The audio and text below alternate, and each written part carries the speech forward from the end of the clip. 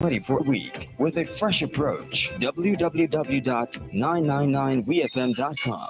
WeFM News online on demand.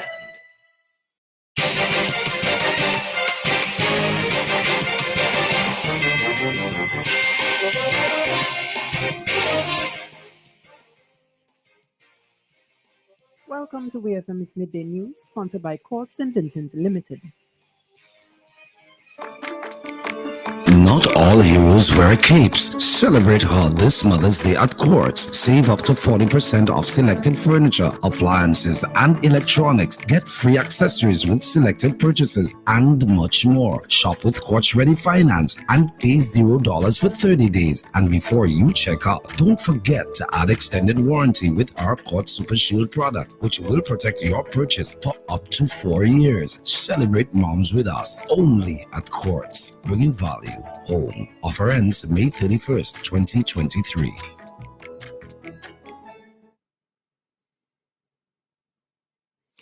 On the local scene, the government of St. Vincent and the Grenadines has signed 2 loan agreements with the Kingdom of Saudi Arabia in the amount of $16 million. The first loan agreement will go towards the construction of the South Rivers Health Center, valued at $6 million, while the second, worth $10 million, will go towards the construction of a cultural, artistic, educational hub and market for craft at Bellevue, as well as a satellite hub in Petit Bodel.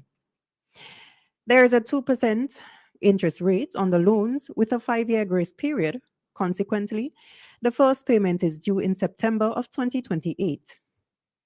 Speaking at the signing ceremony at the Argyle International Airport, Prime Minister Dr. Ralph Gonsalves said the Kingdom of Saudi Arabia is a staunch supporter of this country and campaigned for SVG's position as a non-permanent member of the United Nations Security Council. Dr. Gonsalves said this country is committed to a strategic relationship going forward. The Prime Minister noted that the Kingdom of Saudi Arabia is a vital leader in the Middle East, and this country has been seeking to further boost relations for some time, building on earlier relations dating back to the governance of Sir Milton Keynes. A recruitment drive and exhibition will be held here in St. Vincent and the Grenadines to encourage participation in the Young Adults Training for Employment YEAT program. Persons between the ages of 17 and 45 years old who are unemployed or underemployed are being encouraged to register to the Technical Vocation Education Training TVET on the Cohort 7 of the YEAT program. The recruitment drive is geared at offering opportunities to access training for emerging jobs and offers a space to target groups for them to register early for Cohort 7 scheduled training, which commences on July 17, 2023. Skills training will take place at the Camden Park Technical Institute, Barley Technical Institute, Kingstown Technical Institute, Georgetown Technical Institute, and by private providers. The Youth and Adults Training for Employment YEAT program is a component of the Human Development Service Delivery Project, HDSD, which is funded by the World Bank. The YEAT recruitment drive and exhibition will take place Saturday, 3rd June from 9:30 a.m. at Heritage Square, where registration will commence. Still on the local scene, the final sitting of the House of Assembly in St. Vincent and the Grenadines at its 200-year-old building in Kingstown will take place this Thursday, June 1st, 2023. According to the Agency for Public Information, API, after the special final sitting, Parliament will convene at the new temporary headquarters in Kaliakwa, which was constructed at the cost of over $4 million EC dollars. API said this temporary headquarters will later be converted into a students' hostel upon completion of the new Parliament building and Hall of Justice at Beachmont. In the meantime, historically sensitive restorative work will begin on the Parliament building and courthouse in Kingstown. Construction on the new Parliament and Hall of Justice at Beachmont is expected to commence later this year. Approximately $4.5 million will be spent on advancing relocation, restoration, design, and construction related to the new Parliament building and court complex. On the regional scene, One of the two girls who remain in critical condition after last week's fire at Guyana's Madia Secondary School girls' dormitory was medevaced to the Northwell Health Burn Center in New York yesterday.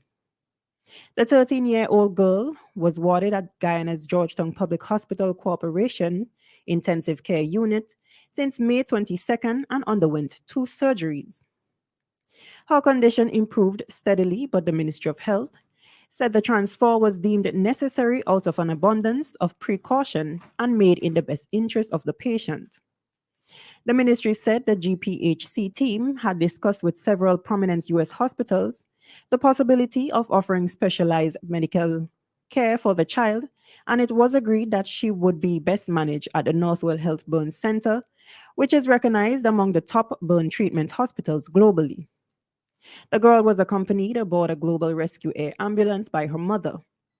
Northwell Hospital is assisting the family in the United States and has waived all costs for medical care.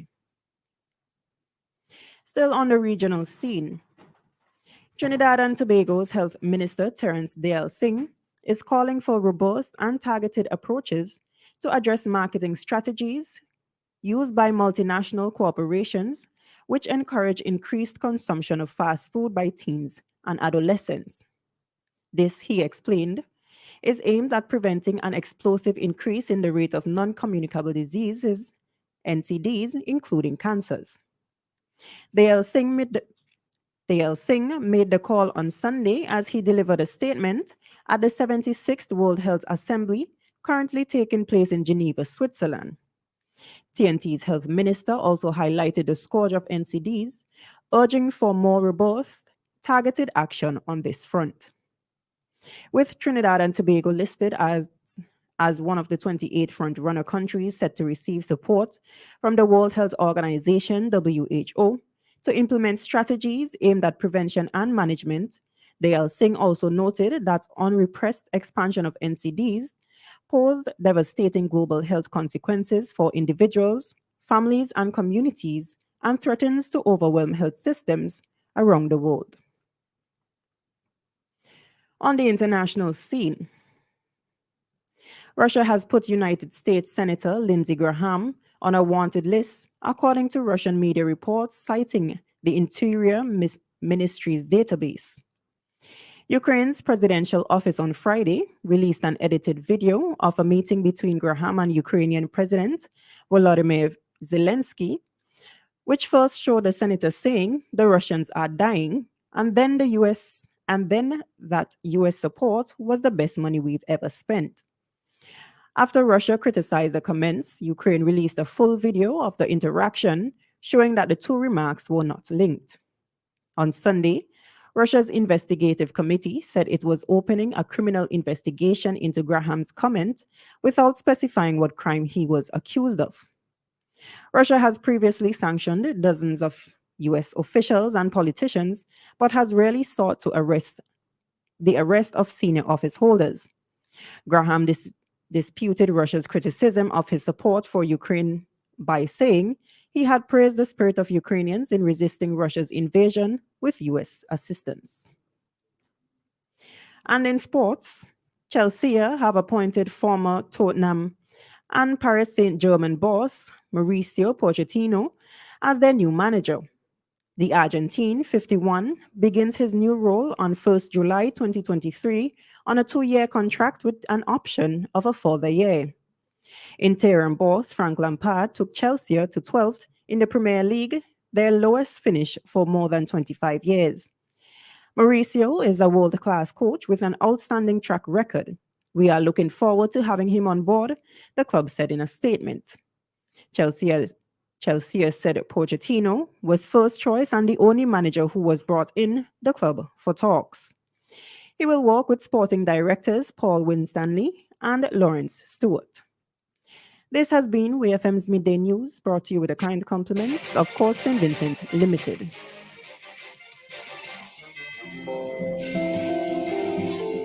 This month, make it all about her. Give the gift of eye care with new glasses from Quartz Optical. Show mom you care. Book her an appointment today at quartzoptical.com and get a chance to win a luxury day pass for two. Say Happy Mother's Day with new glasses from Quartz Optical. Value you can see.